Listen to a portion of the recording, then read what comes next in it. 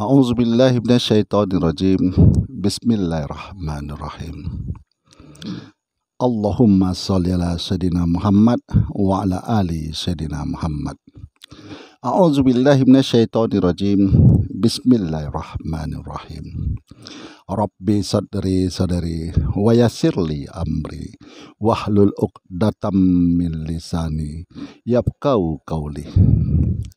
Assalamualaikum warahmatullahi wabarakatuh.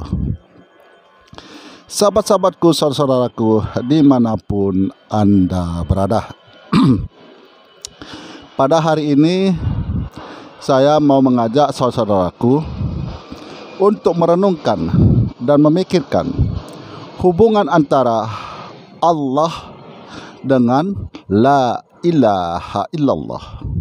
Nah, apa hubungan di antara kedua kata tersebut? Nah, pahamkah saudara dan mengertikah saudaraku hubungannya? Nah, baiklah, kita kupas tuntas pada hari ini untuk kita memahami dan mengerti hubungan antara Allah dan la ilaha illallah. Di dalam firman Allah di dalam surat Al-Ikhlas, Allah telah berfirman, katakanlah, dialah Allah. Nah, jadi Tuhan mengatakan namanya itu adalah Allah. Nah, dan Nabi kita sudah bersabda dalam satu hadis, apabila salah seorang umatku mengucapkan kalimat la ilaha illallah, maka sorga tempatnya. Nah, ada hubungan, ada korelasi di dalam hal ini. Jadi Allah mengatakan namanya adalah Allah. Jadi Tuhan itu mengatakan namanya itu adalah Allah. Dan Nabi kita dalam hadisnya mengatakan, siapa umatnya yang mengucapkan di akhir kalamnya kalimat la ilaha illallah, maka sorga tempatnya. Jadi la ilaha illallah, tiada Tuhan selain Allah. Artinya Tuhan sudah mengatakan namanya itu adalah Allah.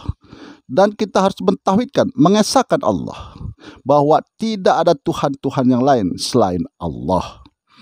Nah, sementara kita tahu bahwa di umat manusia di permukaan bumi ini, dia ada Tuhan-Tuhan yang lain. Ada Tuhan-Tuhan yang dia sembah. Ada Tuhan-Tuhan yang dia yakini. Maka di sini Allah sudah mengatakan, dialah Allah, Tuhan hanya satu, yaitu Allah. Jadi dalam mengucapkan kalimat la ilaha illallah, kita punya keyakinan dan kita mempunyai kepercayaan bahwa tiada Tuhan yang patut kita sembah, tiada Tuhan yang patut kita ibadahi. Yang patut kita ibadah hanya Allah. Nah, jadi kalau hanya dengan satu kalimat kita mengucapkan kalimat la ilaha illallah, jannah tempatnya, surga tempatnya. Berarti semua manusia di muka bumi ini apabila mengucapkan kalimat la ilaha illallah masuk ke dalam surga. Berarti orang kafir pun masuk surga kalau dia mengucapkan kalimat la ilaha illallah. Tidak seperti itu pengertiannya, wahai sahabatku. Yang dimaksud di sini adalah umat muslim, umatnya Muhammad. Nah, siapa yang mengucapkan kalimat la ilaha illallah Muhammadur Rasulullah, berarti dia sudah Islam, sudah muslim. Kalau dia sudah muslim, berarti dia umat Muhammad. Nah, umat Islam sendiri pun masih mempercayai dengan kekuatan-kekuatan lain selain pada kekuatan Allah. Masih mencari tempat-tempat perlindungan lain selain perlindungan daripada Allah. Masih mencari rezeki-rezeki ke tempat-tempat yang lain, tidak meminta kepada Allah. Nah, inilah yang disebut dengan hukumnya syirik. Nah, syirik hukumnya karena mempercayai adanya kekuatan lain selain pada kekuatan daripada Allah. Masih mempercayai ada tempat untuk berlindung selain daripada perlindungan Allah. Masih ada tempat lain untuk memohon rezeki, bukan memohon kepada Allah. Sementara sudah mengatakan dalam firman-Nya, memintalah kepadaku, mohonlah kepadaku. Nah, disitulah hukumnya syirik. Nah, apabila saya umpama saya mau ziarah ke makam wali-wali, di situ saya mendoa. Nah, apakah itu hukumnya syirik? Mestinya saya mengucapkan kalimat la ilaha illallah. Saya mengakui Allah, tiada Tuhan selain Allah. Saya mengakui adanya Allah. Allah Esa. Nah, saya datang ke kuburan para wali-wali adalah satu pertama membuktikan bahwa wali-wali Allah itu ada. Apa buktinya? Inilah makamnya. Kalau itu dihancurkan, apa buktinya? Tidak ada sama sekali. Tidak ada sama sekali. Hanya seonggokan batu yang diletakkan di atas kuburan. Maka kita tak tahu apakah ini makam wali atau makam manusia biasa. Kita tidak tahu. Makanya di situ disebutlah ada kuburan wali-wali. Bukti dalam sejarah yang menegakkan kalimat la ilaha illallah, yang mengajarkan umat-umat manusia yang ada di Indonesia ini untuk memeluk agamanya Allah. Nah, inilah saudaraku hubungan antara Allah dan la ilaha illallah. Allah adalah nama Tuhan. La ilaha illallah, tiada Tuhan selain Allah. Jadi tiada Tuhan-Tuhan yang lain. Yang ada hanya Allah. Nah, inilah hubungannya.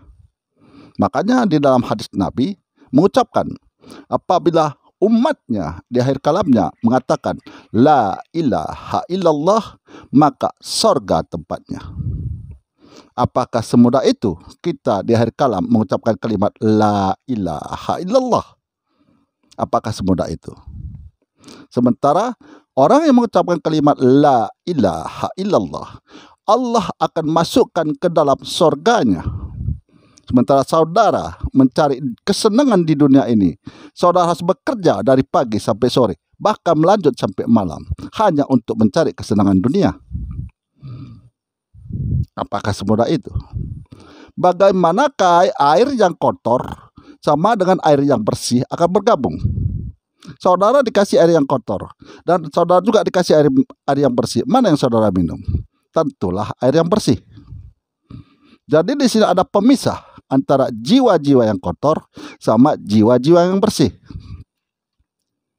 Nah, siapa yang taat kepada Allah, melaksanakan perintah-perintahnya, menjauhi kepada larang-larangannya, maka dia akan dengan mudah mengucapkan kalimat la ilaha illallah.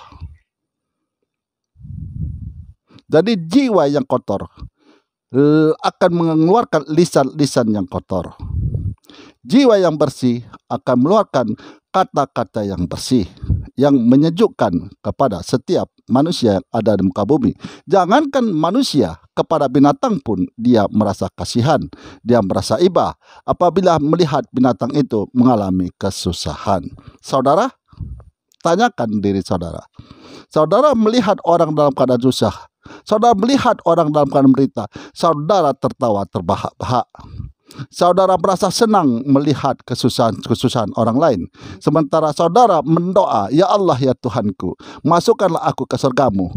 Apakah itu mungkin? Apakah itu jadi kenyataan? Harapan saudara itu hanya mimpi di siang bolong. Karena pakaian kotor sama pakaian bersih tidak akan pernah bisa digabungkan dalam satu lemari. Tidak akan pernah bisa digabungkan dalam satu tempat. Dia akan tetap dipisahkan. Semoga di akhir hayat kita Allah memberikan redha dan rahmatnya dan mempermudah lisan kita mengucapkan kalimat la ilaha illallah Muhammadur Rasulullah, la ilaha illallah Allah. Maka kita termasuk golongan yang husnul khotimah. Bagi setiap manusia yang di akhir kalamnya susah mengucapkan kalimat la ilaha illallah, susah, bahkan dia akan menolak kalimat tersebut, maka dia termasuk golongan yang su'ul khotimah, di akhir kalamnya dalam keadaan jelek. Apabila kita meninggal dalam keadaan jelek, maka kita termasuk meninggalnya, matinya seperti laksana seekor binatang. Akhirul kalam. Oh ya, saya tak lupa. saya akan tetap mendoakan saudaraku, sahabat-sahabatku dimanapun Anda berada untuk selalu taat kepada Allah. Allah memperkuat keimanannya. Karena banyaknya paham-paham zaman sekarang ini di akhir zaman. Dan Nabi kita sudah mengatakan bahwa umatnya akan terbagi kepada 73 golongan. Dan Islam itu akan hancur karena umat Islam itu sendiri. Nah, sekarang sudah terbukti di akhir zaman ini.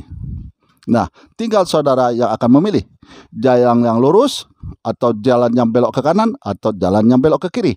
Itu semua terserah kepada Anda, terserah kepada sahabat-sahabatku. Dan bagi saudaraku, sahabatku yang sakit, baik yang dirawat di rumah sakit maupun yang dirawat di rumah, saya akan tetap mendoakan semoga pulih seperti sedia kala, Allah angkat penyakitnya, beraktivitas sebagaimana biasanya.